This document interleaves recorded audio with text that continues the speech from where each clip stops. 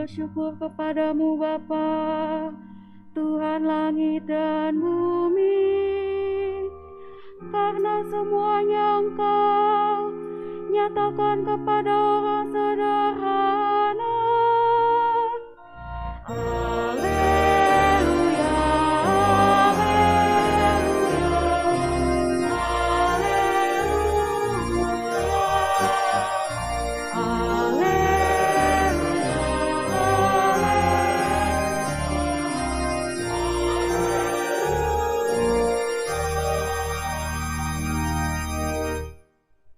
Tuhan bersamamu.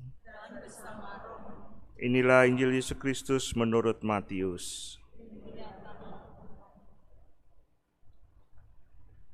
Dalam khotbah di bukit, Yesus mengajar murid-muridnya, katanya, "Jika hidup keagamaanmu tidak lebih benar daripada hidup keagamaan para ahli Taurat dan orang-orang Farisi, kamu tidak akan masuk ke dalam kerajaan surga. Kamu telah mendengar apa yang difirmankan kepada nenek moyang kita, jangan membunuh. Siapa yang membunuh harus dihukum.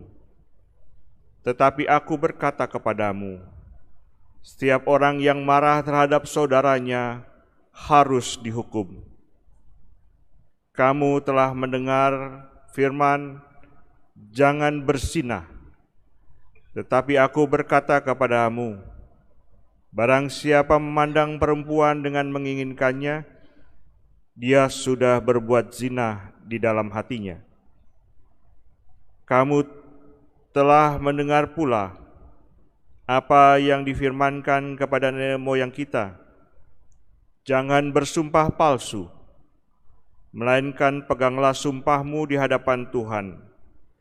Tetapi aku berkata kepadamu, jangan sekali-kali bersumpah. Jika ya, hendaklah kamu katakan ya, dan jika tidak, hendaklah kamu katakan tidak. Apa yang lebih daripada itu berasal dari si jahat. Demikianlah sabda Tuhan.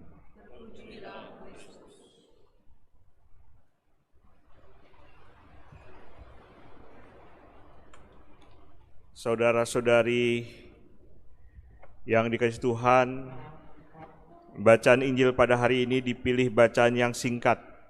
Sebetulnya lumayan panjang, tetapi kurang lebih intinya bagaimana kita memiliki hati yang berhikmat, hati yang bisa membedakan mana yang baik, mana yang buruk, mana yang salah, mana yang benar di dalam hidup kita.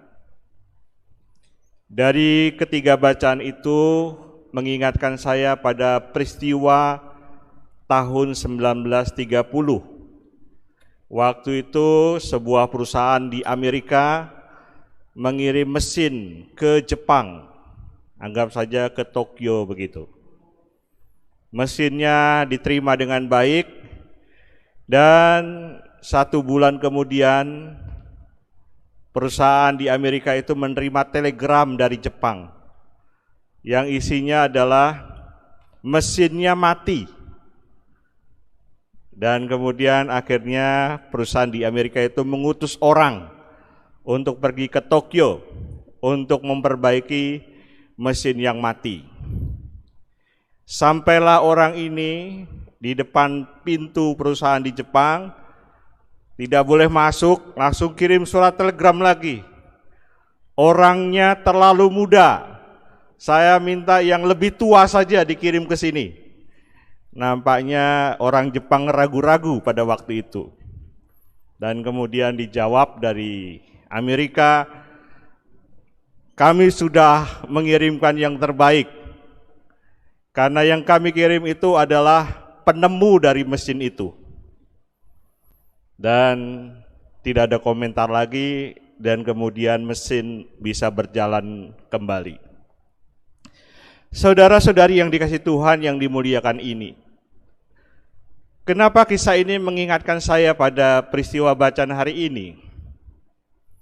Saya ingat di dalam Yeremia 31 ayat 33 dikatakan bagaimana Allah membuat perjanjian dengan bangsa Israel dan Dia mengatakan bahwa Aku, Tuhan, akan menaruh Tauratnya di dalam batin orang Israel, termasuk kita, dan menuliskan hukum-hukumnya di dalam hati kita. 10 perintah Allah, Taurat Musa, yang disampaikan oleh Nabi Musa itu mencapai kepenuhannya ketika Sang Immanuel datang dan berfirman. Pada mulanya adalah firman dan firman itu bersama-sama dengan Allah dan firman itu adalah Allah. Yohanes 1 ayat 1. Dengan demikian yang diutus oleh Bapa itu langsung penemunya untuk mencari domba-domba yang hilang, mencari orang-orang berdosa, mengundang orang-orang yang tidak berdaya, yang letih, lesu dan beban berat, supaya diberikan kelegaan. Maka saya kira sangat jelas di dalam bacaan pertama dari kitab Sirak, bagaimana dengan hikmat, dengan pegangan apa yang dikatakan Tuhan dalam hidup kita, kita semakin percaya.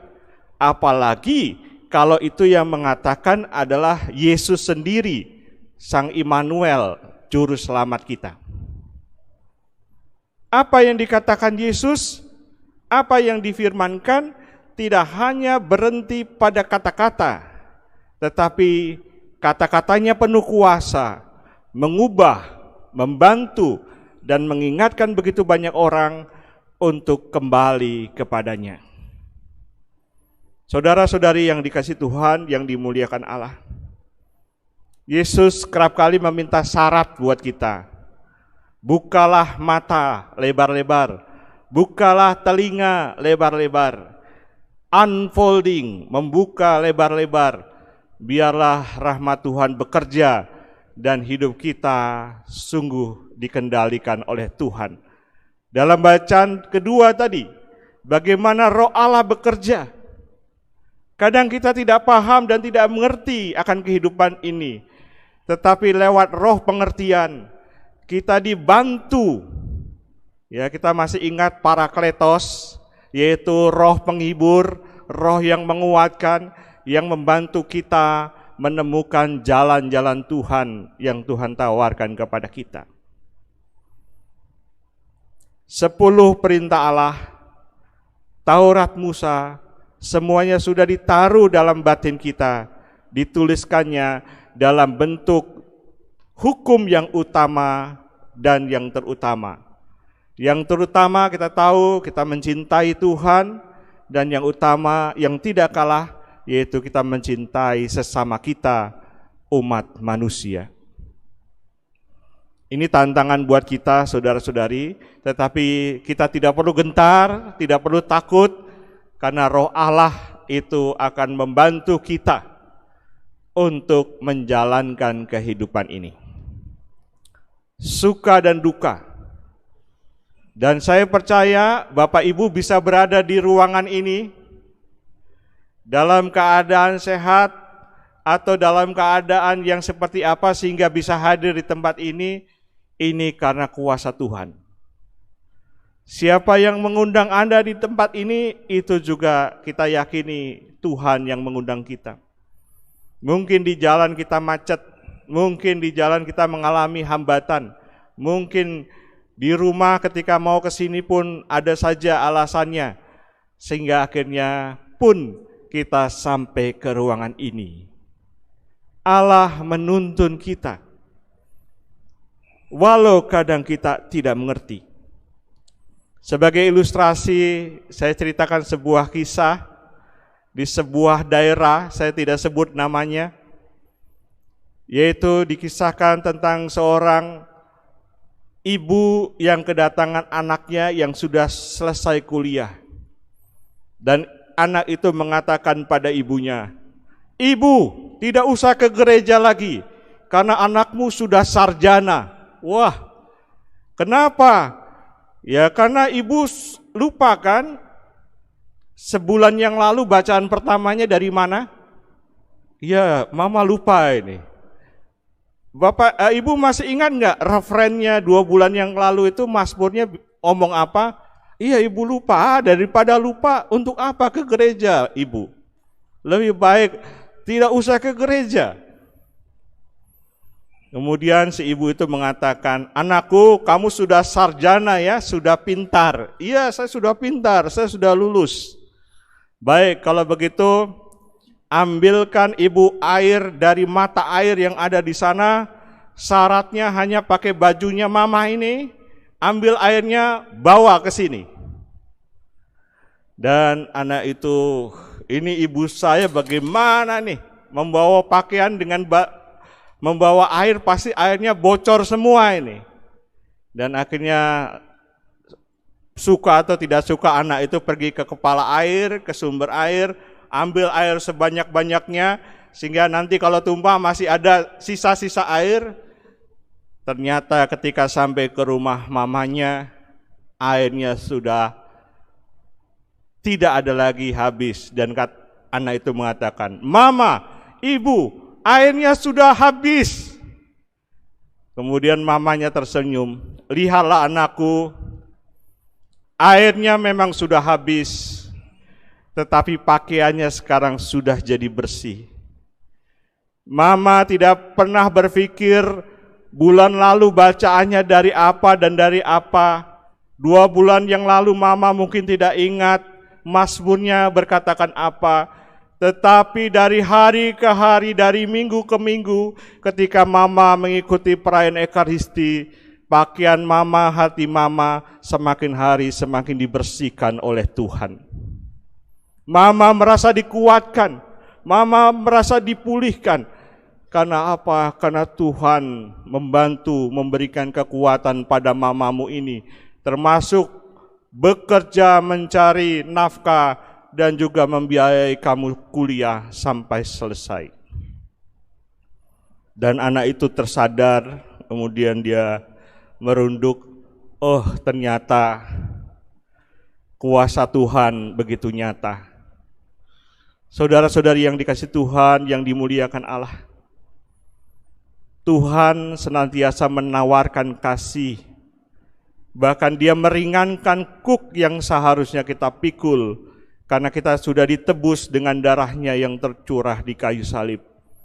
Maka janganlah kita meninggalkan Tuhan yang terus mencari kita. Janganlah kita berpaling daripadanya yang senantiasa mencintai kita.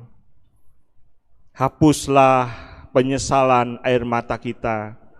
Tataplah wajah Tuhan dalam hidup kita, dan kita akan menemukannya, menemukan kasih-Nya. Semoga Tuhan memberkati saudara-saudari. Amin. Amin, saudara-saudari. Kemuliaan kepada Bapa dan Putra dan Roh Kudus, seperti pada permulaan, sekarang, selalu, dan sepanjang segala abad. Amin.